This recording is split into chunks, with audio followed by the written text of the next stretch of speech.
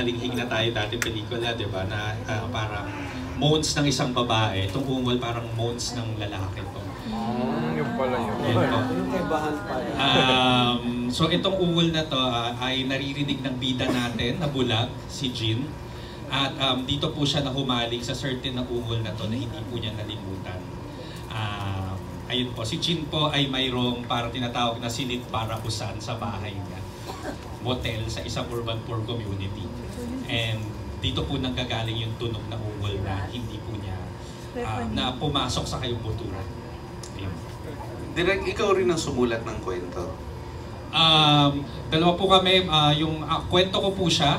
And yung writer ko po dito ay si Mikey Ledesma na writer ko po sa sa Haliparot.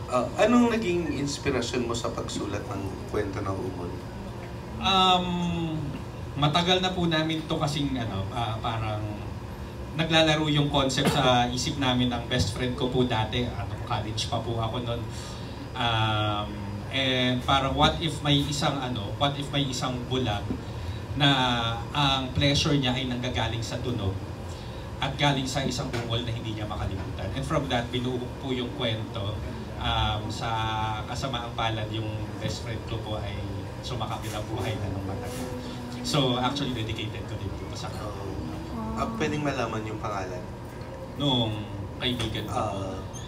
Jonathan Juanillo. Kanina si Ambit, tinanong niya si Direk Aya Topacio kung related kay Attorney Topacio. Siyempre, ikitan ko yung tanong. Ano ang relasyon mo kay Gat Andres Bonifacio? Oy, may explanation siya. Suspensya ko po ay may relasyon kami. Hindi, kasi nga yung tatay ko po na Bonifacio, tinatanong po palagi ang lolo ko kung kamag-anak po natin si Andres. Ang sagot po niya palagi ay hindi na importante yan. Ibig sabihin parang may tinatago po na hindi namin alam. At the same time, sa grandmother side naman, legit na kamag-anak namin si Mariano Alvarez, isa sa mga pinuno ng Katipunan po, KKK. So, kung ano man ang relationship namin kay Andres na ayaw sagutin, ayan po yung nakapag-spark ng curiosity, baka may illegitimacy o baka may kwentong nakaka-Viva Max na alamin natin. Pero direct second cousin mo si Direk Chito Ronyo, right? Opa, second cousins po kami, Direk Chito. Sa Alvarez side po. Opa. Okay, thank you. Thank you po. Okay, Stephanie, eto, first time mong gumanap na bulag sa pelikula. Gaano kahirap? Sobrang hirap kasi may mga scene talaga na nakakalimutan ko pong bulag ako. So, napapaalala lang nila direct na, bulag ka dito Kasi, ang hirap po, wala akong idea kung paano maging bulag.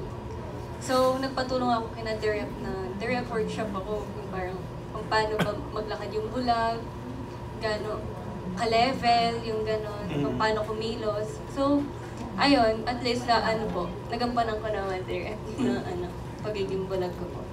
Gaano kahirap yung gumamit ka ng contact lens para magmukhang bulag? Sobrang hirap kasi po, umaga pa lang hanggang gabi, nakasuot na. Pero may pahinga po doon. Tsaka ang hirap pa kasi first time kong mag-try ng parang dull eye na contact lens na malaki po. Kaya ayun. Opo, sobrang nagda-dry agad sa init, sa ilaw, ganun po. Ikaw ba nag-research pa tungkol sa role mo? Like, nag-observe ka ba kung paano kumilos mga bulag? Opo. Nanood ako ng mga clips, ng movie, kaya nakakita ko po sa Black Ops. Doon ko po naaral. Okay, thank you. Kay Gion, madali ka palang naging komportable kay Stephanie kahit first time yung nagkasama dahil pareho kayong Kapampangan? Opo. So parang yung kabalin culture namin, naramdaman agad namin sa isa't isa. Kaya mas naging close kami. Pwede bang magkwento ka tungkol sa sarili mo dahil ngayon ka palang namit ng ibang mga press people? So bago ako pumasok dito sa pagiging artist, talaga ako, basketball player. Then after ng basketball player, pinasok ko yung pageantry industry, tsaka modeling industry. Then, luckily, doon ako nakilala dito sa Viva. So, ginawa nila ako as an artist. So, ayun. Pero ano ka, di ba? Ginoong Santa Rosa Laguna title holder. 2022. Ilang taon ka nun? 17 pa lang po yata. Pero hindi ka na lumaban sa Ginoong Laguna, sabi mo kanina. Hindi po. In-step up po nila agad ako sa national, which is yung Mr. Filipinos Worldwide. Kami yung first batch. Kaso sobrang malalakas din talaga kalaban. So hindi ako pinalad. Tapos after nun, yun na yung pinaka-last pageant ko. So, yung pagiging artista mo, ano ba to? Long time dream na natupad o Actually, biglaan lang? long time dream talaga siya. Simula bata pa ako, gusto ko na talagang maging artista. So, parang panaginip lang lahat sa akin. Parang ina-act ko na ngayon yung sarili ko sa ibang karakter. Kasi yun talaga yung pinaka-main goal ko. Paano maramdaman yung iba't ibang karakter sa pelikula. Nung tinanggap mo yung offer na bida ng ungol, that time ba alam na yung difference ng ungol sa halinghing o during the shoot mo lang nalaman? During the shoot lang. Okay, thank you. Okay, maraming salamat.